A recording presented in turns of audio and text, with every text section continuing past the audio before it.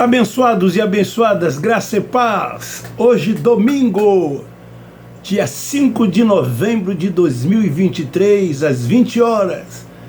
Hoje eu estou aqui para gravar mais uma pérola da graça de Deus. Mais um tema polêmico. Um tema em que eu sei que os religiosos, que ainda têm o véu sobre o rosto, que vivem debaixo de preceitos dos homens, que frequentam sinagogas, que praticam ritos, liturgias, praticam cerimoniais, eles vão lá no comentário e vão me criticar. Mas eu não estou nem aí para eles. O tema de hoje é: a religião mente para você. Jesus não morreu por nós. Saiba por quem Jesus morreu. E eu quero ler na Epístola de Paulo aos Gálatas, no capítulo 1, versículo 6, que diz assim: admira-me que tão depressa estejais passando daquele que vos chamou na graça de Cristo para outro evangelho.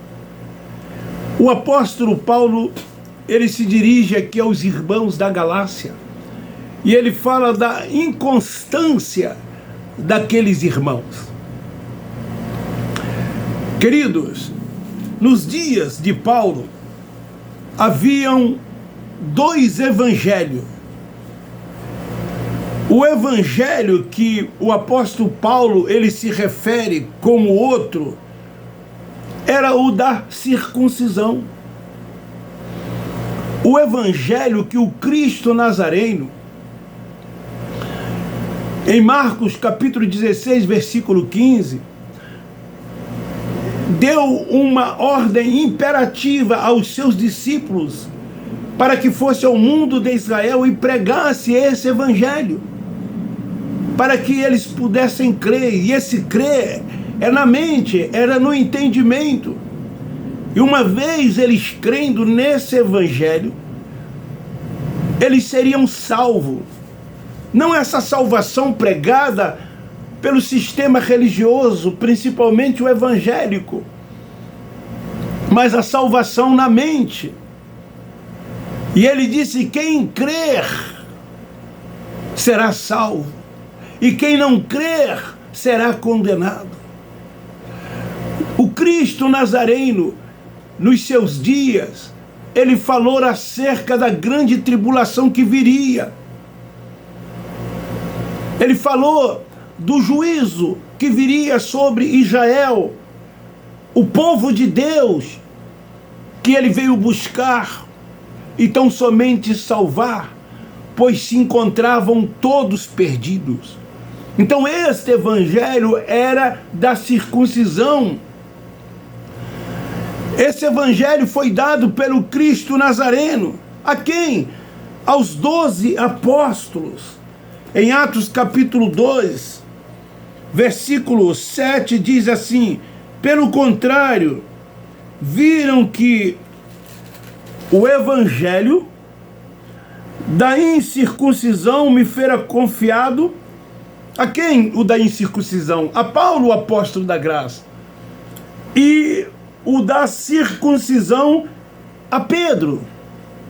Então ele fala do evangelho da circuncisão confiado a Pedro e aos demais apóstolos, e o da incircuncisão confiado a ele. Pois Deus, que operou eficazmente em Pedro para o apostolado da circuncisão, operou também em mim com eficácia, para que com os gentios eu anunciasse o evangelho da graça de Deus.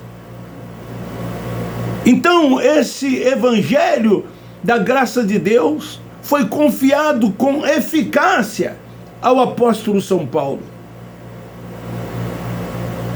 Enquanto Deus operou também em Pedro com eficácia, não este evangelho que operou em Paulo, mas o evangelho da circuncisão. o evangelho para o mundo de Israel. Que hoje, quando eu me refiro hoje, depois da cruz, esse evangelho continuou sendo pregado como é pregado até os dias de hoje, para que as pessoas se arrependam. Arrepender de quê? Se pecado era transgressão da lei, e os pecadores eram todos os judeus que não cumpriram a lei, mas eles ensinam, eles pregam nos dias de hoje que as pessoas precisam aceitar Jesus como Salvador, se arrepender dos seus pecados, se batizar em águas para arrependimento e frequentar o templo religioso como membro e participar de todos os cerimoniais, principalmente o que eles chamam de ceia do Senhor. Tiago, Cefas, João conheceram a graça que havia sido revelado a Paulo, e eles apoiaram que Paulo pregasse esse evangelho da incircuncisão, o da graça de Deus a quem? Aos gentios. Por que eles reconheceram? Porque eles sabiam que o evangelho da circuncisão não era para os gentios, pois os gentios não tinham nada a ver com a comunidade de Israel, mas eles reconheceram que este evangelho pregado por Paulo, o da incircuncisão, deveria alcançar tão somente os gentios, e tanto quantos outros crescem. Reconhecendo que a mensagem deles quem? Dos apóstolos, dos 12, era da circuncisão. Tinha esse evangelho que Paulo pregava, era reconhecido por eles como uma verdade. Como também Paulo reconheceu que o evangelho pregado pelos apóstolos, o da circuncisão, também era uma verdade. Mas Paulo, sabendo que este evangelho da circuncisão era uma verdade, mas ele teve que, em um dado momento, repreender a Pedro, porque Pedro não estava vivendo essa verdade. E queria Pedro que os gentios, que não tinham nada a ver com o evangelho da circuncisão, vivesse como os judeus deveriam viver. Então Paulo repreendeu: como pode tu, sendo judeus, que deveria viver esta verdade do evangelho da circuncisão e não vive, e quer fazer com que os gentios viva este evangelho que você não vive? Então Pedro, tanto quanto todos os judeus, eles eram considerados o quê? Pecadores. Por que pecadores? Porque transgrediram a lei. E uma vez transgrediram a lei, eles necessitavam de um Salvador. Por isso que João Batista, ele disse: eis o Cordeiro de Deus que tira o pecado do mundo. Foi necessário que a manifestação de Deus no Filho, nascido de mulher, sob a lei, um judeu, viesse e morresse, a fim de que todos eles se salvassem, porque eles precisavam ser perdoados de todos os pecados que haviam cometido. Que mundo era este que João disse que ele tiraria o pecado? O mundo de Israel. Mas a religião traz isso até os dias de hoje, dizendo que todas as pessoas que não aceitam Jesus como Salvador e não se batizam em água para arrependimento de pecados e passe a frequentar esses templos religiosos que eles chamam de igreja, essas pessoas, elas não são salvas se assim não o fizer. Os judeus, sim, eles precisavam crer pela fé em Cristo. Eles precisavam de alcançar a salvação porque eram pecadores. Porque as obras da lei não podiam salvar.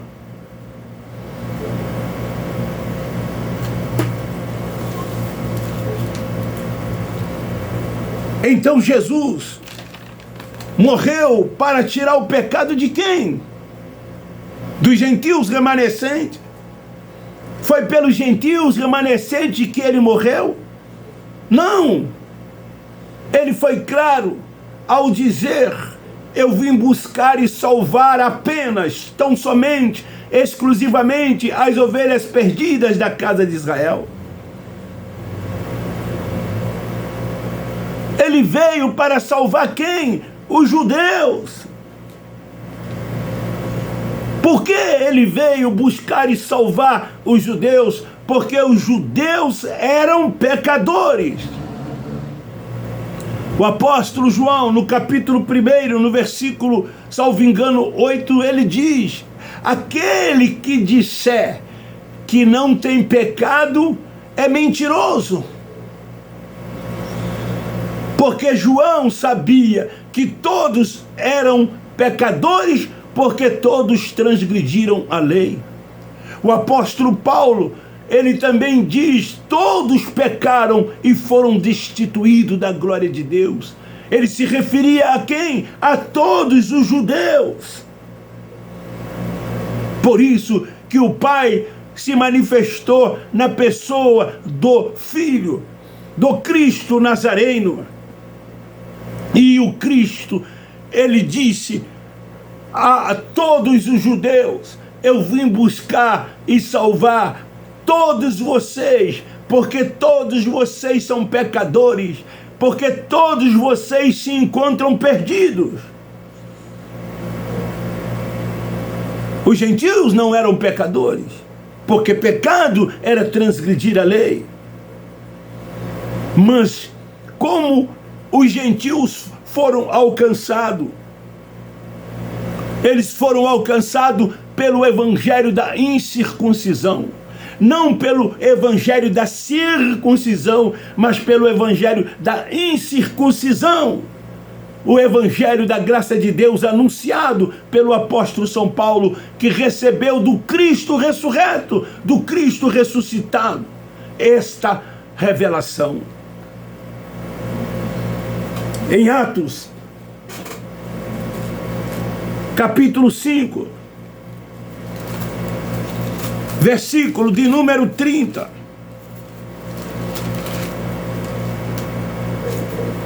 Diz assim, Atos 5:30.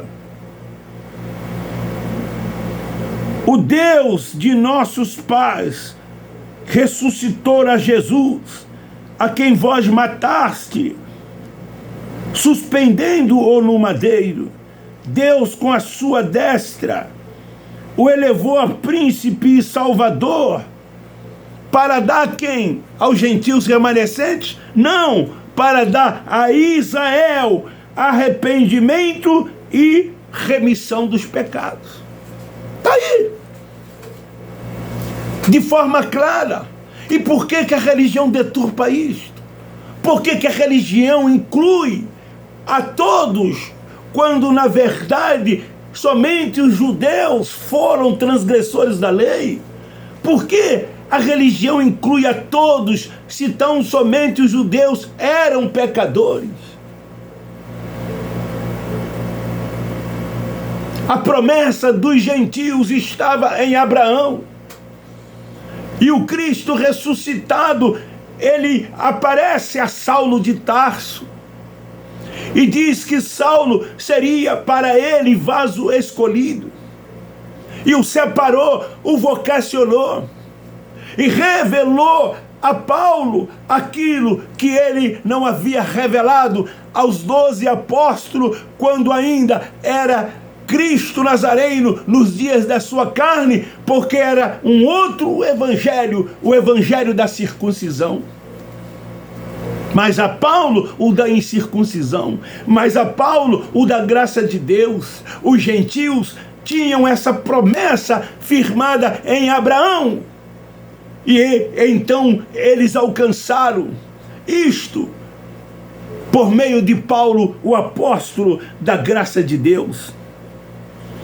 Então pergunto, Jesus morreu para tirar o pecado de quem? Ele não veio salvar os gentios, porque os gentios eram filhos da promessa que Deus fez para com Abraão. Somos filhos da fé, justificados pela fé. Então todos os gentios já nasceram justificados, já nasceram novas criaturas. O justo viverá pela fé. Nós vivemos por fé, recebemos tudo isso por fé. Foi uma promessa dele a Abraão, e essa promessa se cumpriu. E uma vez cumprindo-se essa promessa, todos os gentios remanescentes foram alcançados. Os gentios não tinham nada a ver com a comunidade judaica. Os gentios nunca viveram debaixo da lei. A lei não foi dada para os gentios. Os gentios não eram e nunca foram pecadores, porque não havia lei para os gentios, assim como havia a lei para os judeus.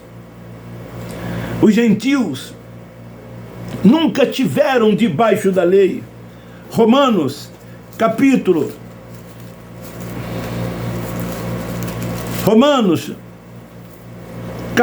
2, versículo 14, diz assim: quando os gentios que não têm lei fazem naturalmente as coisas que são da lei, não tendo eles lei para si mesmo, são lei.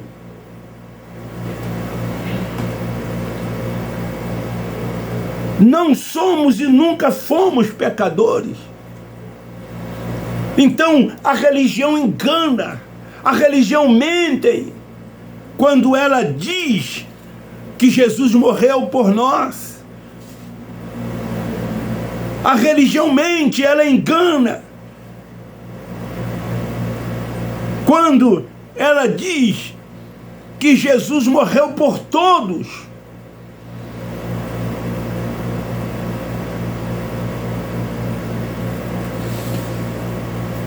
O arrependimento, ele era para quê? Para a remissão de pecados. E se era para a remissão de pecados, era para quem?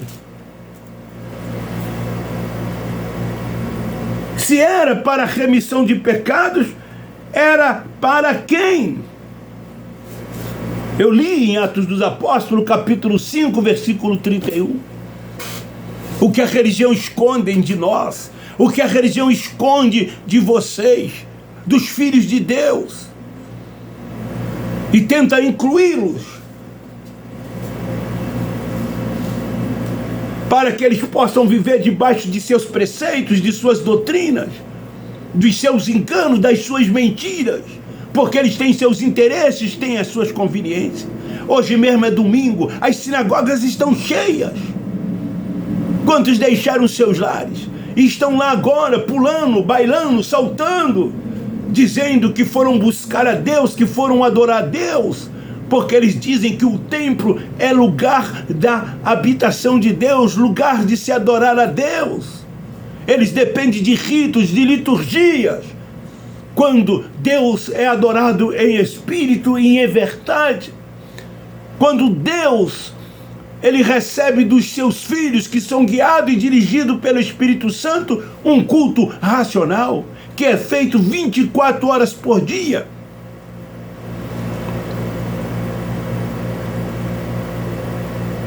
A Deus, esses religiosos nunca vão agradar com obras diante da cruz, que é o que eles fazem. Seguem o Cristo Nazareno e tudo quanto Cristo Nazareno fez pelos judeus, pelo seu povo, que ele veio buscar e salvar, eles querem continuar fazendo.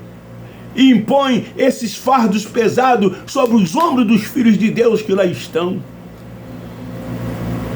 Isso é profanar. Isso é viver no engano. Isso é viver na mentira. Isso é profano. E é isto que essas pessoas estão fazendo dentro desses lugares. Então esta é a palavra. Jesus, ele não morreu pelos gentios remanescentes. Ele morreu pelos judeus. Porque os judeus eram pecadores. E viviam debaixo do pecado porque transgrediam a lei. E assim sendo, precisavam da remissão de seus pecados. Como eu li em Atos capítulo 5, versículo 30 e versículo 31.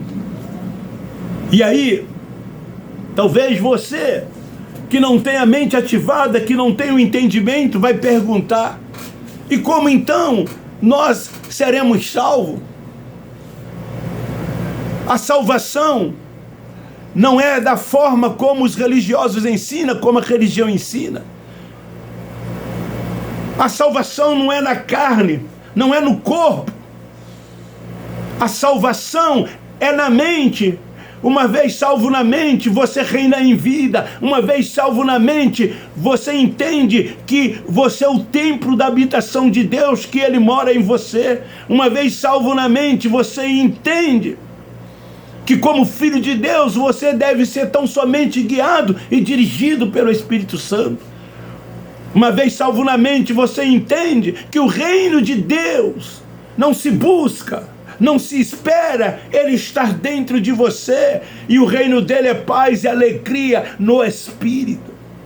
Uma vez salvo na mente, você entende qual é a perfeita, boa e agradável vontade de Deus, e não vive debaixo de preceitos, de doutrinas, de enganos, de mentira, de homens algum, que se dizem serem uma autoridade espiritual sobre a vida de vocês, que estão lá nesses templos com títulos, porque é o que eles mais querem. Amam serem chamados de pastores, amam serem chamados de evangelista, de apóstolos, de bispo, e não vai demorar muito de semideuses. Porque na prática eles já são. Só faltam reconhecer o título de semideus neles, porque eles detêm todos os poderes, aspas, dentro dessas sinagogas. A palavra deles é uma ordem. O povo tem que seguir tudo quanto eles dizem, tudo quanto eles ensinam, tudo quanto eles falam. Por quê? Porque não tem a mente ativada, não tem o entendimento, não são salvos na mente. E então vivem dentro desses lugares juntamente com eles, profanando. Esta é a mais pura verdade, esta é a mais pura realidade. O Espírito, meu irmão, que está em você, ele veio de Deus e vai voltar para Deus. Você sabe que o Espírito que está em você, ele nunca esteve em estado de salvação e nem de condenação. O que as pessoas fazem por meio do corpo, isto ceifará. E o que semeia no Espírito, colhe no Espírito. Os espirituais semeiam no Espírito, então colhe no Espírito.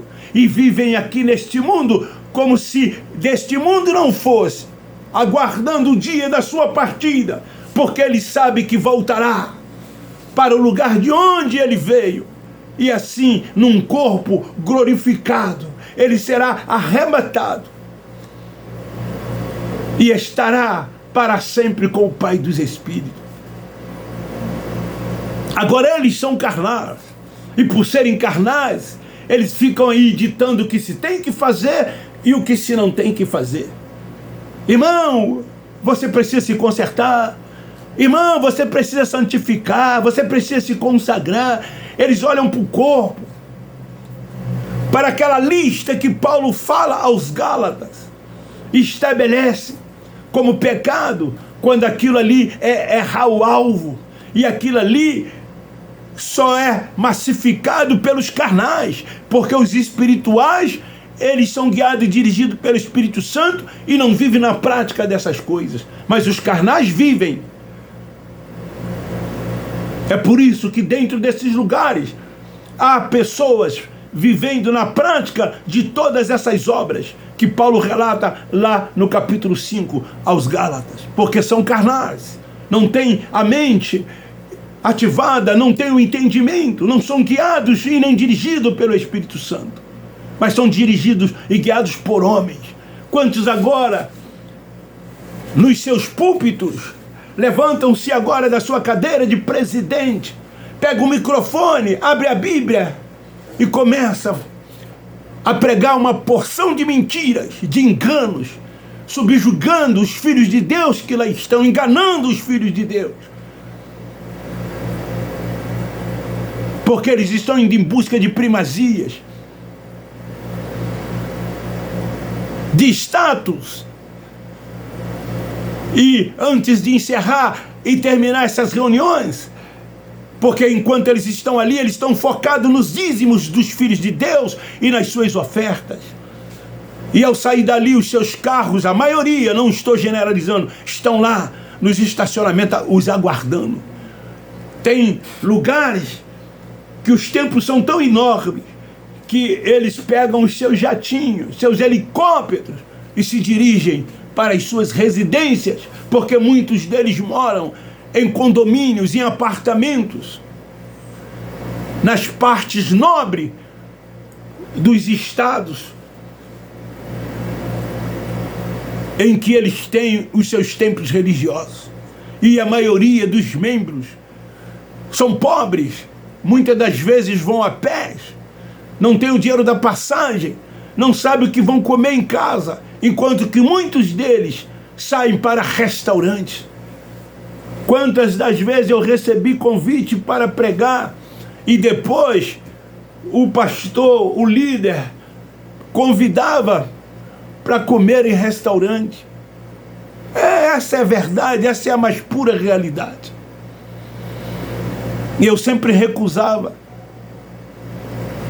Já tinha esta visão, já tinha esse entendimento. Esta é a palavra. Se você gostou, dê um like, divulgue e compartilhe. Quem não é inscrito, se inscreva no meu canal. Não se abate com as críticas, porque eles nos chamam de herege, de desigrejado, nos chamam de uma porção de coisas, mas nós não estamos nem aí para eles, porque temos a nossa consciência tranquila, não temos conosco sentimentos de culpa, porque somos guiados e dirigidos pelo Espírito Santo de Deus, que habita no nosso espírito e testifica que somos seus filhos. Eles também são filhos de Deus, apenas não vivem como filhos. Quando morrerem, os espíritos deles também serão levados em arrebatamento, mas o arrebatamento que eles aguardam é desse corpo, como eu disse na pregação de ontem. Eles morrem, esperam uma ressurreição e depois dessa ressurreição uma transformação para que logo de imediato sejam arrebatados. A mensagem de ontem eu falei dessas coisas. Beijo no seu coração, um forte abraço. Eu termino dizendo: nós da graça de Deus amamos todos vocês.